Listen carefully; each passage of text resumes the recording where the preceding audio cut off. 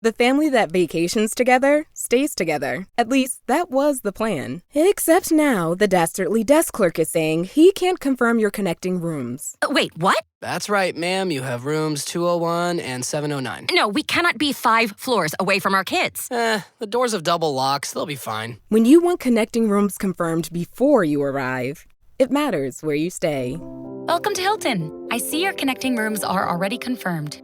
Hilton, for the stay. Welcome to Fine Tuning with Drew Taylor, your one-stop shop when it comes to animation news and commentary. I'm entertainment writer Jim Hill, and Mr. Taylor, whose writing in the industry you can regularly read over on The Wrap, and whose musings on the Mission Impossible movies you can listen to on the Light the Fuse podcast. He and I are recording this week's show on Friday, April 7th, 2023, which is Good Friday. We're also right in the middle of Ramadan, 9th month of the Islamic calendar. So whatever your religious beliefs. And KFC has nuggets now, Jim. These are all of these amazing events are coinciding right at the same time. I was going for a sincere moment here. Well, that's true. That is pretty significant. Okay, anyway, whatever your beliefs or your dietary needs, Drew and I hope you and your friends and family have much health and happiness in the coming year. Though health, if you're going to KFC, it's not happening. No. Speaking of health, apologies for it being so long between episodes of this podcast, but my late winter cold and just as pollen season was beginning up here in New England, and I've been a mucous membrane with feet for a solid month now, and nobody wants to hear a podcast that's co-hosted by somebody who sounds like that. So I was listening to your Bandcamp, Jim, and I was a little worried. I was like, did someone have an oxygen tank in case Jim is passing out? Len and I both did the Galactic Star Cruiser thing and we were comparing notes about, well, what are you doing? You're doing, Alka-Seltzer Plus. I'm doing NyQuil. Now, Jim, we need to talk about something right off the show, okay? Yep. I was really bent out of shape. I've been bothering you for years. We got to do something about postmodern architecture at Disney. You do it with Len. You left some things out, Jim. Oh God, yes. So this is yeah. Let's have this be an addendum to that. First of all, I wanted to bring up the fact that Robert A.M. Stern, Michael Eisner knew him because he refurbished his parents' apartment in New York. That is how he first got on their radar. Yes. Really? Yes, and he first met Michael Graves when Michael Graves was attending the New York Ballet with Philip Johnson, who again would work for Disney on Celebration. He did the crazy, is it the town hall with all the columns? Oh, it's like 1 million columns. Yes. Such a great building. Yes. Yeah. And that is where they first met. And I wanted to talk about another funny thing about the whole Graves thing was that, as you know, that they had already, you talked about this in the show, they had already planned 2 hotels there. Yep. Michael thought they were boring, so he had a cook-off with different designers, and I think Robert Venturi was one of them who ended up designing the ABC building. It was the last building he built because he died in a car accident during that building's construction. But when Graves won, they had a model of the Dolphin and Swan in his office. And do you remember the 1988 60 Minutes episode? Okay. So there's a shot where he's walking through his office and you see those buildings, and apparently in the architectural community it was like, oh my God, did you see there's a Michael Graves building going into Disney?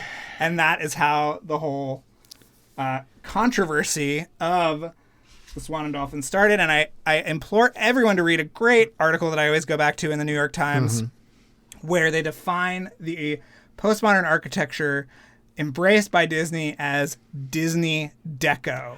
And it's got great quotes by Michael Eisner in there about how he chose the architects. And it's really great. Also, that Michael Graves designed the site plan for Crescent Lake.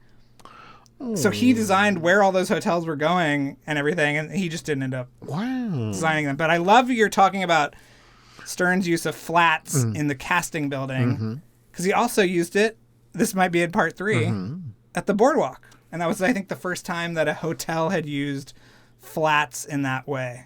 Now, I know you've been working on a Disney 90s book for a while now. Now, please tell me that there is a good chunk of Oh, yeah. Okay. I mean, I've actually talked with Michael Eisner, not Graves, who passed away in 2015, recently about this, and he's still as passionate. I mean, you've seen his kind of, I think Frank Gehry's designed his like one-room cabin. Yes. Have you seen that? Yes, this is true. It took like 10 years to design and build.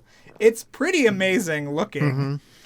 They just finished it like relatively recently, but it's really cool. So you can literally watch Michael's enthusiasm for this form, working in architecture and trying to find that sweet spot where to watch what happened after 1992, after, Euro Disney opens up and it's not that the park isn't successful. It's just that, well, they built too many hotels and they also built the park at a time when the wall came down and suddenly they were, steel prices shot through the roof because they were suddenly competing with all of Germany, which was rebuilding.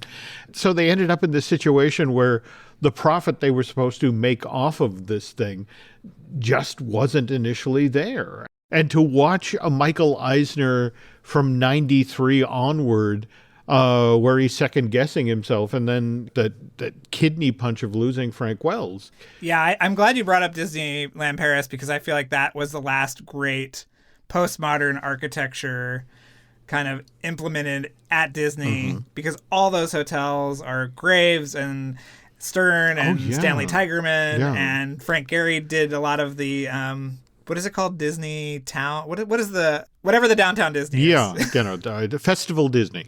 And you see them kind of they've been walking that stuff back, the Marvel thing at the Graves Hotel. There we go. The Hotel Santa Fe has like a weird Cars overlay now. But yeah, that was a really amazing kind of architectural, feat. To this day, there are people at the company who say, look, if that park had opened with just two hotels, like Walt Disney World did in 71, it would have been an entirely different situation. I mean, at least $1 billion worth of debt, the stuff that was dragging down the company, would have been off the table. Looks like my student loans, Jim. Hey. Right. Anyway, great series. I can't wait for part 3. I just thought I would interject. Okay. And also, I hope you bring up that the animation building was really inspired by the Euro Disney Preview Center. Yeah. In many ways. With that thing, in fact, the Mickey head right there. So. Yeah. Okay. Now, Mr. Taylor hasn't just been listening to podcasts. He's been very busy. You were just up in Emeryville for the long lead day on Pixar's Elemental, which, by the way, you just described on Twitter. You said saw 20 minutes of Peter Som's Elemental and was extremely impressed. More than a mere what if elements lived in a city thought starter, it's a deeply personal story of the immigrant experience and the unlikely connections we form. It's also a dazzling visual feast. What a great tweet, Jim. You really read that well. I live to please. Now, mind you, we'll talk further about Mr. Taylor's trip up to Emeryville and his overall impressions of that 20 minutes of Elemental that he saw in the second half of today's show.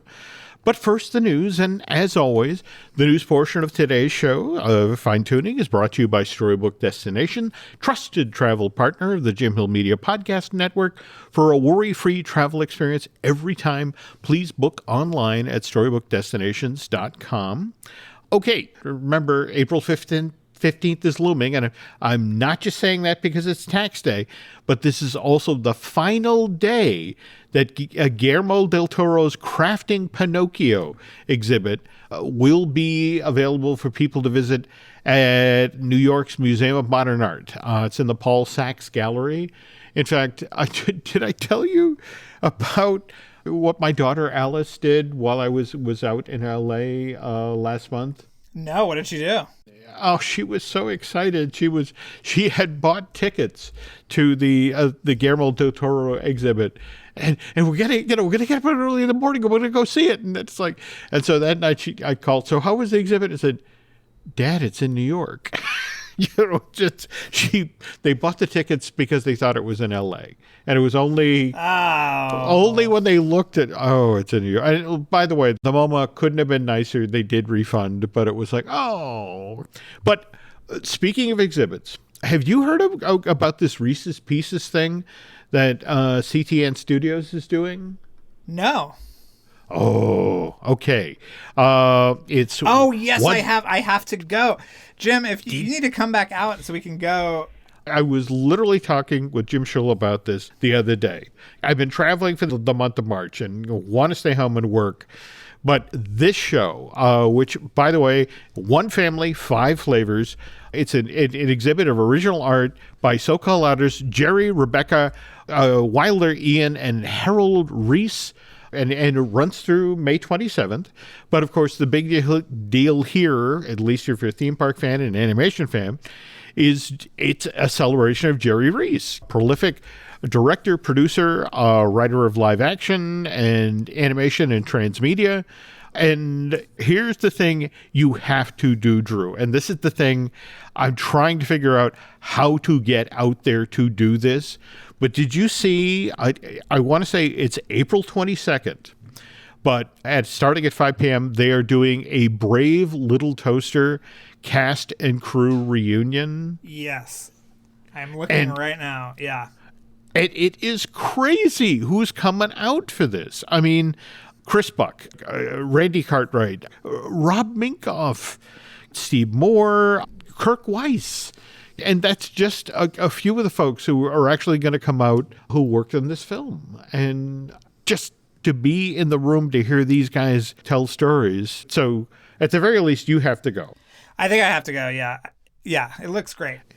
If the folks at CTN haven't lined up an MC yet, you do such a good job at these Q&A things. Can you volunteer? I'll volunteer. I'm doing a Super Mario Brothers Q&A this weekend for Universal. So yeah, I'm always available, Jim. So I will reach out and see if they need somebody to corral the.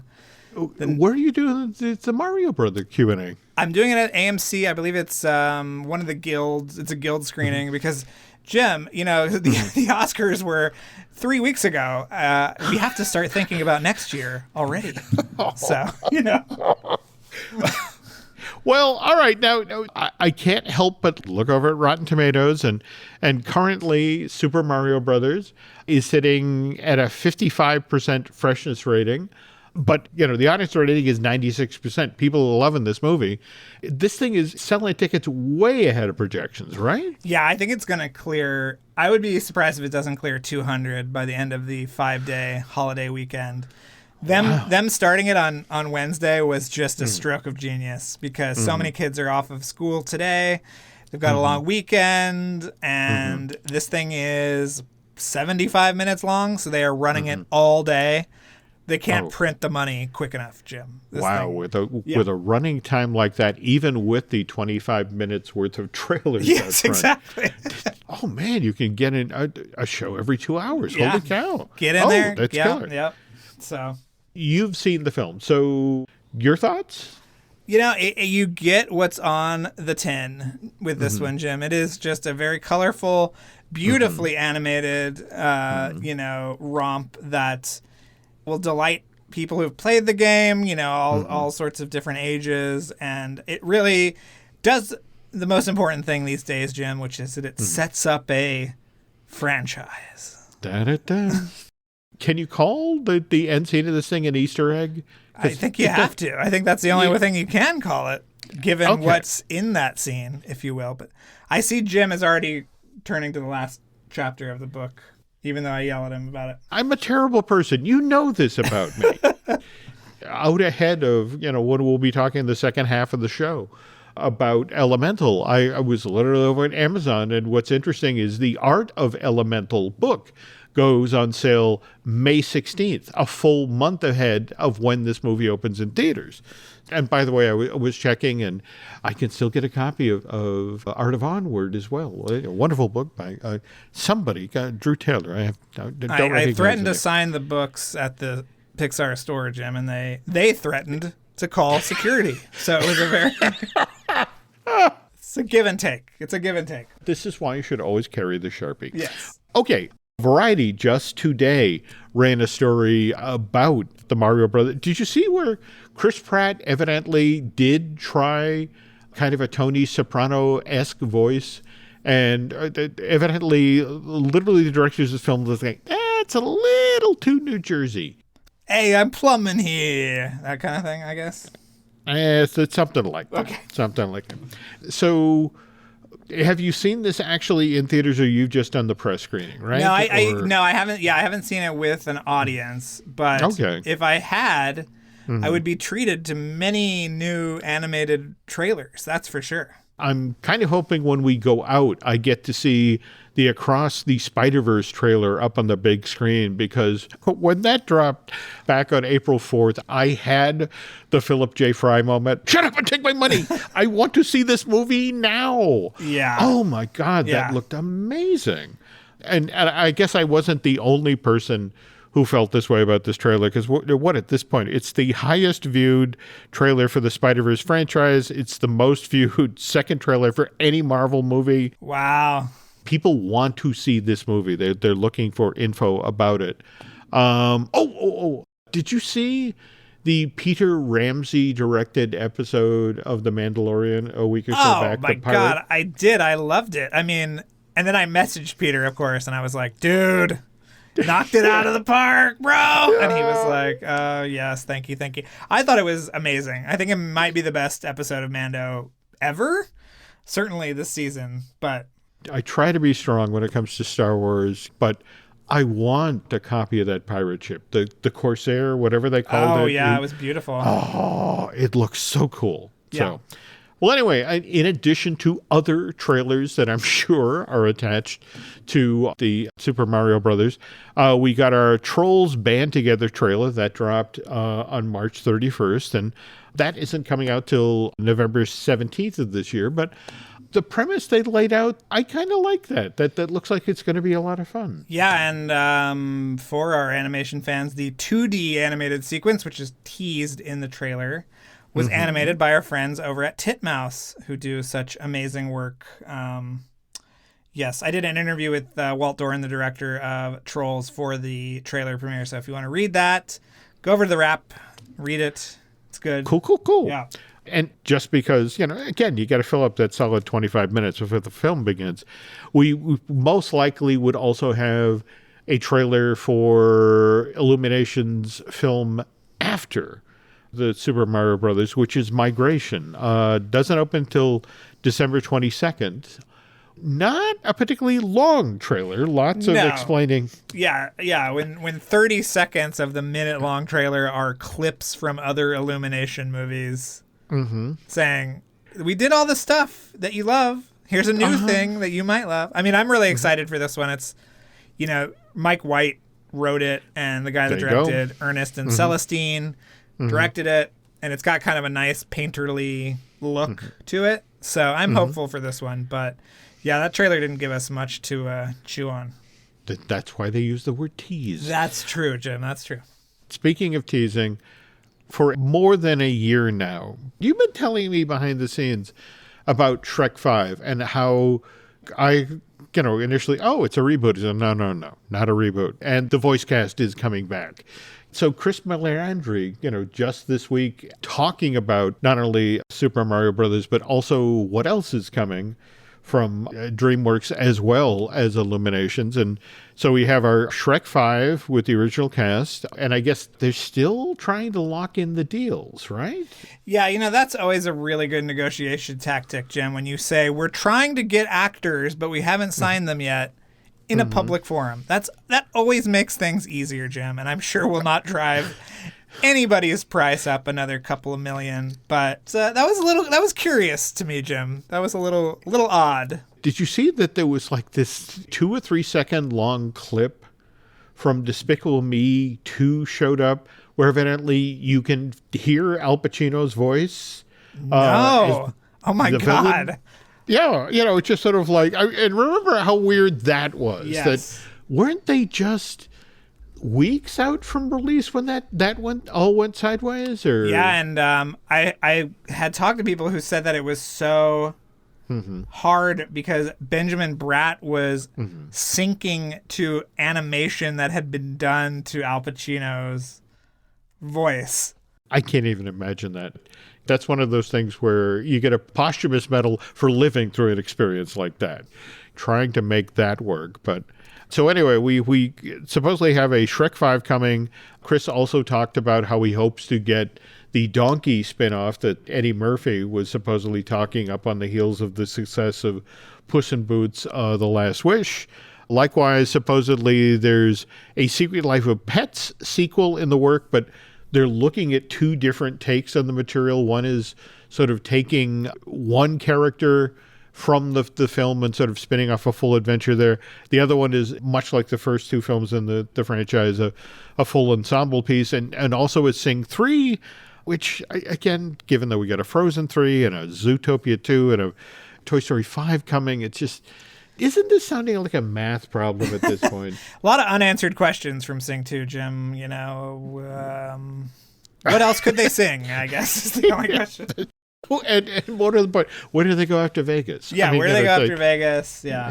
Yeah. All right. Speaking of unanswered questions or questions that are difficult to answer, did you see back on March 23rd where the Orange County District Attorney's Office dismissed all charges against Justin Roiland? Yes. He talked about how he was going to try to focusing on both my creative projects and restoring my good name. And this is going to get interesting, isn't it? Because, well, Adult Swim, cut ties with him. And there was that pretty damning piece. Was that the Hollywood Reporter that did the story back in February, where just basically, it was all of the insiders working on all of his various shows talking about how he's kind of been phoning it in or been held at a distance for years now? Yeah. How do you come back from something like this? And more to the point, given that the charges were dropped, what do you do in the industry?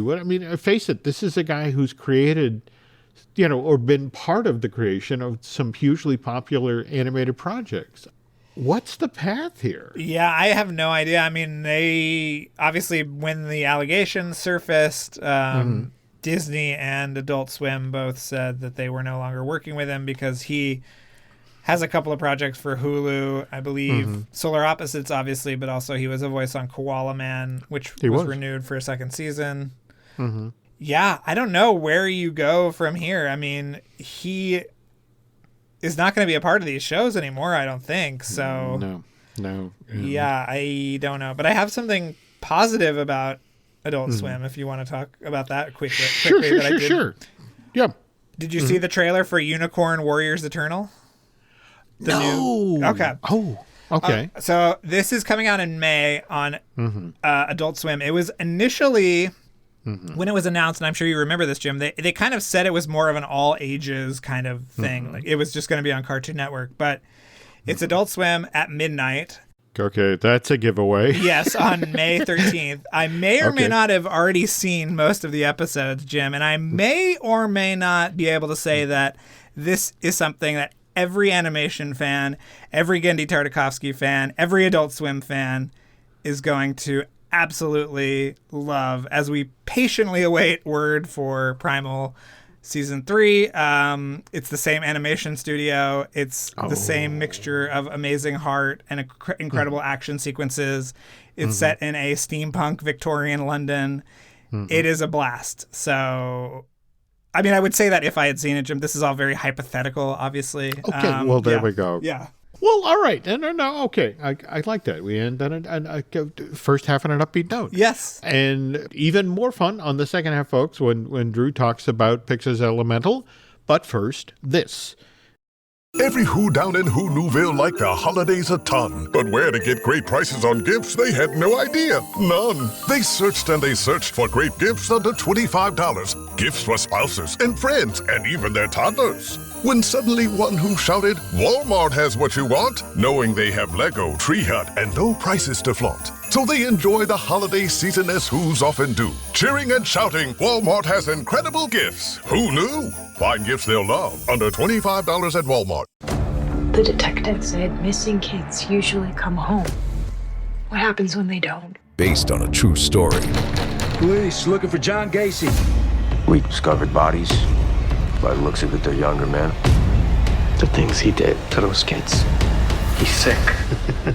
The system failed these families. Devil in Disguise, John Wayne Gacy. Streaming now, only on Peacock. Do you know how many there are? Up to you to find out. Every story you love, every invention that moves you, every idea you wished was yours, all began as nothing. Just a blank page with a blinking cursor, asking a simple question. What do you see? Great ideas start on Mac. Find out more on apple.com/Mac. Before we get to Drew talking about Elemental, a kind of a sad note. On March 25th, we lost Leo Sullivan, who is the co-founder of Hollywood's first Black-owned animation studio. 6 decades in animation, Drew. And in fact, started out as a cell washer at Bob Clampett's studio, working on Beanie and Cecil.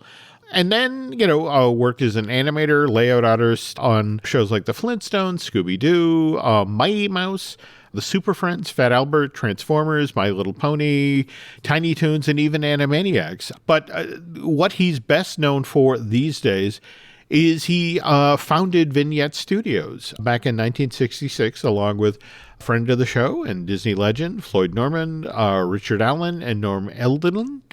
In fact, have you ever seen the Hey, Hey, Hey, It's Fat Albert special from '69? What was special about it? Tell me more, Jim. No, it was done for NBC. It was done in prime time. It had this wonderful, sketchy animation style that was entirely different than the Fat Albert show from Filmation. Okay. And the animation was done on top of photographs, mind you, photographs that have been color treated, that sort of thing, of actual Philadelphia, the inner city. I mean, this sounds really familiar. Yeah, That's so cool. It was wonderful. And, I remember watching it as a kid and then trying to chase it down as an adult. And evidently Bill Cosby himself, and the irony, of course, is he, chose all of these black animators and artists to work on it. But when he made his own deal with Filmation, what I've always found interesting about the Fat Albert show, the thing that ran on CBS Saturday morning, is that's what actually got Bill Cosby his doctorate. He actually submitted that as part of his package to Doctor of Education and got it. But anyway, thank God that's the last we ever heard of Bill Cosby. Okay, but long story short, Hey, Hey, It's Fat Albert, the TV special basically got deep sixed after the Fat Albert show debuted on CBS, and it's I keep hoping someday that somebody will restore it and put it in a Blu-ray, and so we can all see this the way it was intended to be seen. Because I've seen like dupes of bad VHSs, and it's. Ugh. There's 24 seconds of footage on YouTube, Jim, so I don't know if that's going to really... Put it right in there with you. Hey, you take that 3 seconds of Al Pacino from Despicable, Me Too. We're cruising right up on 30 seconds of entertainment, folks. All right. Anyway, folks, seriously, though, Mr. Sullivan passed away in Los Angeles on March 25th of heart failure, and Drew and I wish to express a sincere and heartfelt condolences to Leo's friends and family at this sad, sad time. And Mr. Sullivan will obviously be missed, but his art will live on. Also, I want to remind you folks, we are recording this on April 7th. And today, do you remember hearing about that Mummies project? I saw this, Jim. It actually made money overseas. I was looking at the overseas box office the past few months, and I was like, man, are we ever going to get that movie and tell the people how they can see it right now, Jim? It is available today through, now mind you, you have to purchase it digitally through Warner Brothers Home Entertainment. You've seen it? I haven't seen it. I almost went and saw it. I think it was out when I was in England for Avatar. Okay. But I hear it's okay, but it looks kind of fun. there's a trailer out there that between the stylization and the animation, evidently it was done by a Spanish studio. And it looks intriguing to me. I definitely want to chase this down. Although, speaking of Warner Brothers related stuff, and this debuted just yesterday, April 6th, but evidently season 5 of Looney Tunes cartoons dropped on HBO Max. We now have access to episodes 166 through 171, which I guess... Remember when they announced this project and how they're going to produce 1,000 minutes of new Looney Tunes stuff? I wonder how close they are at this point to that 1,000-minute total. Yeah, can we check in with it? Let's see, where is it in 1,000 minutes? If anyone knows, please let us know, because Jim and I can't count or do math. Well, this is true. This is true.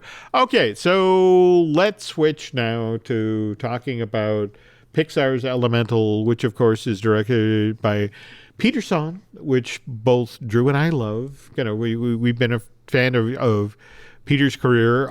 He's been at Pixar now, I think he started in 2002, 2003. But while Peter was at CalArts, did you see where he landed a job that summer working on The Iron Giant with Brad Bird? What a guy. I mean, that is amazing. I love that that's his first hands-on animation experience. And then evidently after graduating from school, went to Disney and Warner's. In fact, worked on Osmosis Jones before he finally ended up at Pixar working in the art and story department on Nemo. And of course, we could talk about all the voice work he's done, Emile for Ratatouille or Squishy for Monsters, Inc., or the Socks from Lightyear and your Socks from Studio 7? Yes. Okay. Super 7. Super 7. Yes. We have this prominently displayed at the house? Yes. Or? Yeah. Well, he's still in his carrier right now because the carrier looks like the carrier from the movie. So it's like, it's hard to give up. I just need to find the right spot for Socks. Since you introduced me to Super 7. Did you see the Rescuers figures, Jim? How good is that? It killed me. That's the thing. I have been studiously avoiding this company because they have so much stuff that I want. And then that showed up in my feed. And it was like, The best part is you can buy Bianca and Bernard together, and they're like 6 inches or whatever.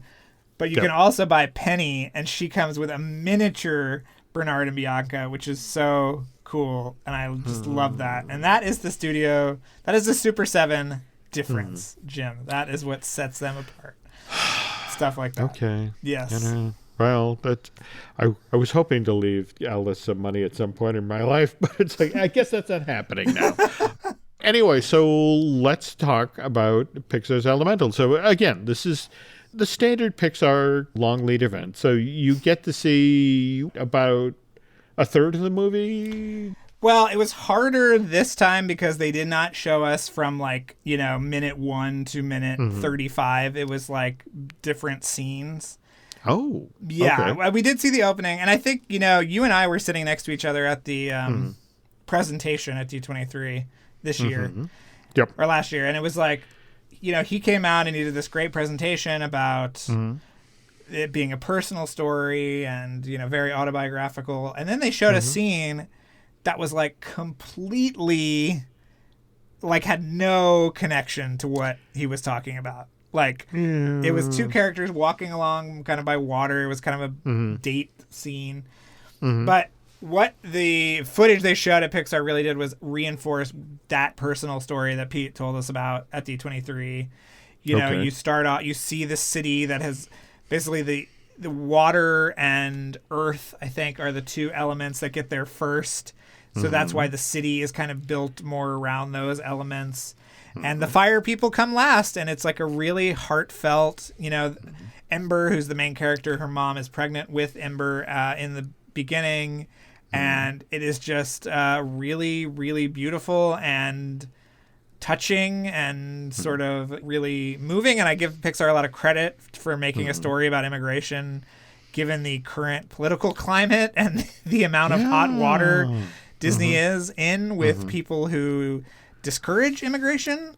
you can fill in the blanks on that one about who I'm talking about. But so I give him a lot of credit, and the animation is just really vivacious and super detailed. I mean, Jim, they spent 7 years working on this movie. Woof. Yeah. Okay. Yeah. All right. And typically with each Pixar film, there's a particular vision, a look, something they're shooting for the film that they have to crack. I mean, remember on Inside Out, they were talking about how they wanted, sort of a fuzziness to the characters that were inside of Riley's imagination, kind of an ephemeral look to them. So what was the issue in Elemental? I mean, well, they talked a lot about making characters look like they were made of fire, but not on fire. And the same thing with clouds and earth and water. They went through a lot of... We saw this incredible kind of progression of the water characters because, at first, if it was really realistic, if you went around the back of the character, you would see the back of his eyeballs and stuff like that. And it was like, whoa, let's turn that down a little bit, turn the realism down. But, I mean... What was really interesting was that for one sequence, which is set in this kind of arena, this kind of sporting game that combines soccer and skydiving, they gave us all 3D glasses, and so we watched this sequence in 3D, which is really cool. But they really are pushing it.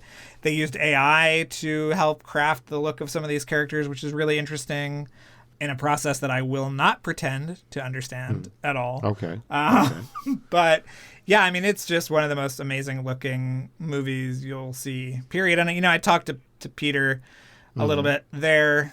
Also ran into our friend Angus MacLean. And I also saw Bob Peterson, who I will tell you that story in a minute. Okay. But yeah, I mean, he really said that he really felt like he had something to prove after The Good Dinosaur didn't quite connect the way that he wanted it to, but also he was really intent on telling a personal story. That was something that was just super, super important to him. And so, I mean, the art is just absolutely beautiful. I can't wait for the art of book.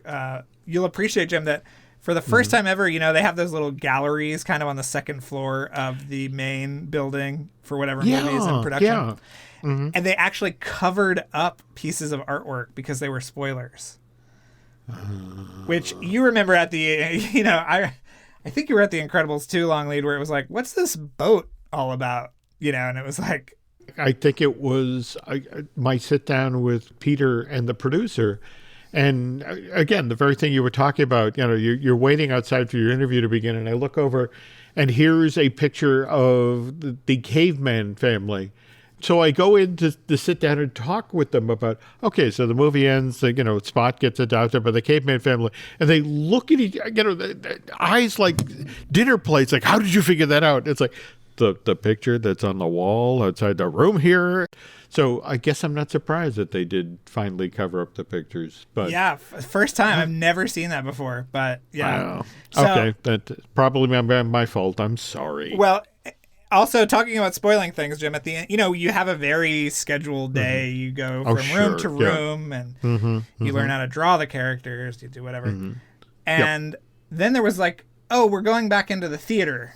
And I was like, what? This is not on our schedule. This is a very, rigorous day plan.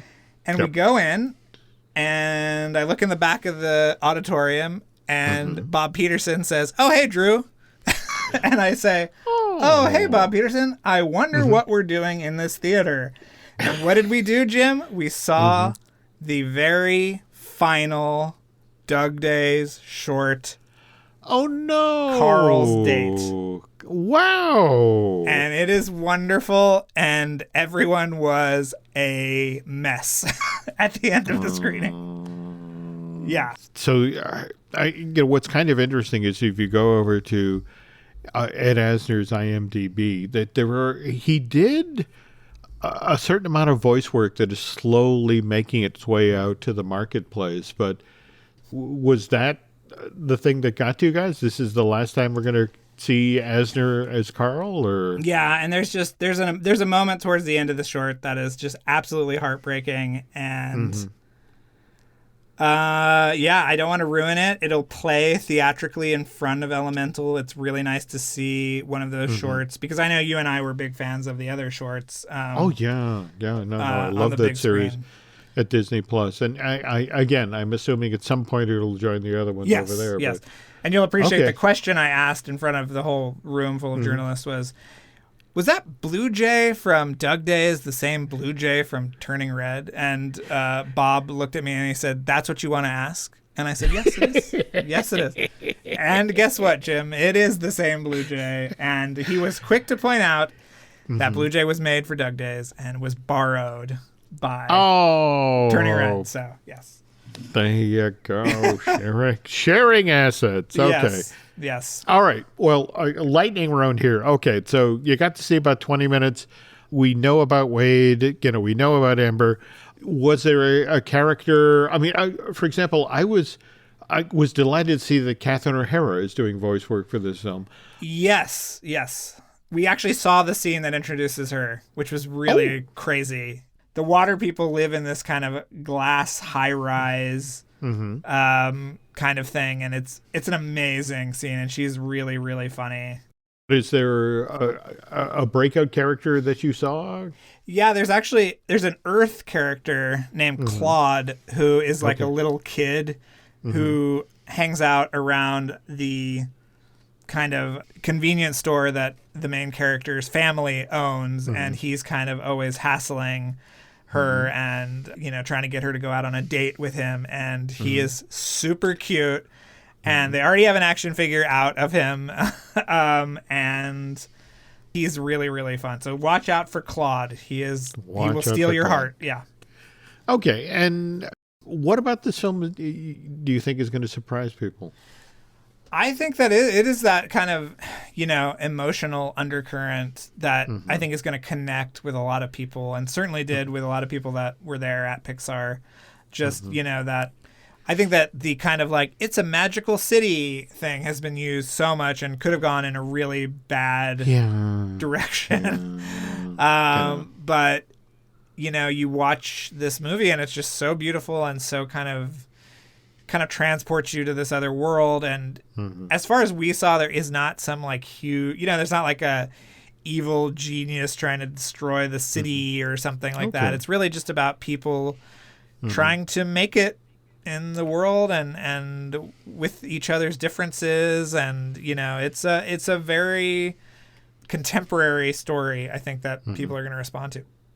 Wow. Okay. So, I mean, and when you think about Pixar over the past 5 years, between Soul and Luca and Turning Red, and of course Onward and Lightyear, any of those that you feel from a vibe this is closest to? It's probably closest to Soul is my guess. I think it's a really strong original Pixar concept, and I think we're in a really good place in terms of Pixar movies overall. I just think that this run has been really great, and I cannot wait for more. And I'm sure we'll have an Elio trailer attached to it as well. So, oh God, that's right. Also, Jim, I want to tell you that one of the editors of Win or Lose came up to me and said, "I love fine tuning."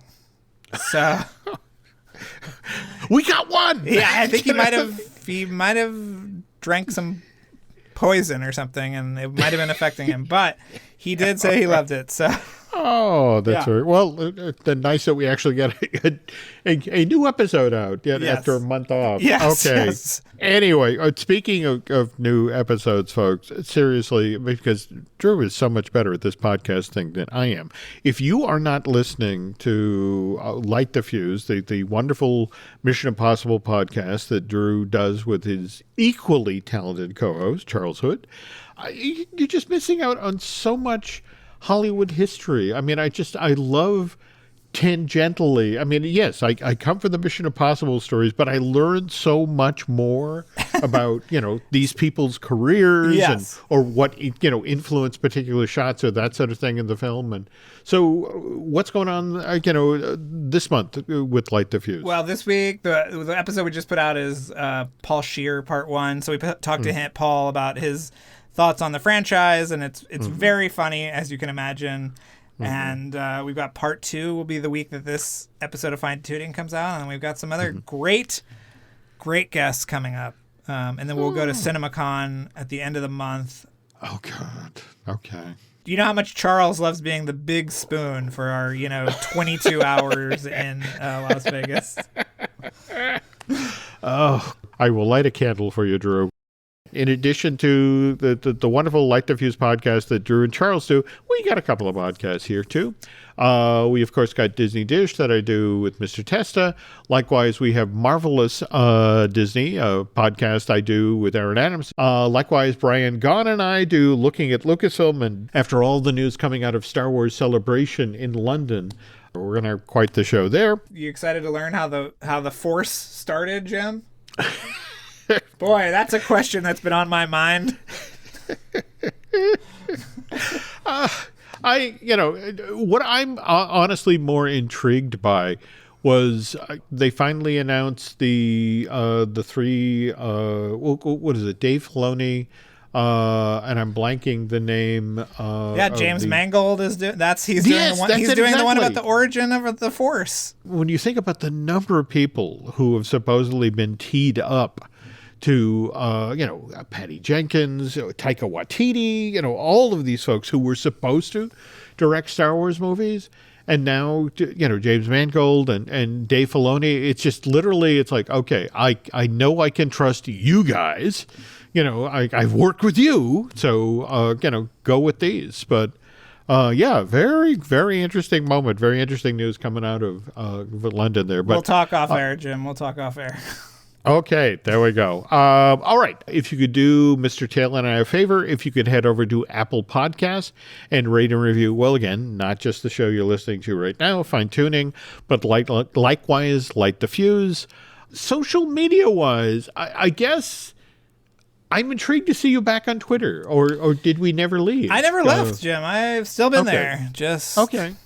Yeah. I'm doing the same thing. And anywhere else where folks can find you? Just Instagram, same handle, Drew Taylor, like a tailored shirt. And what about you, Jim? Where can people find you? You can find me on Twitter and Instagram as Jim Hill Media, and over on Facebook it's Jim Hill Media News. Anyway, that's going to do it for this week, folks. Thanks for listening. Drew and I will be back soon.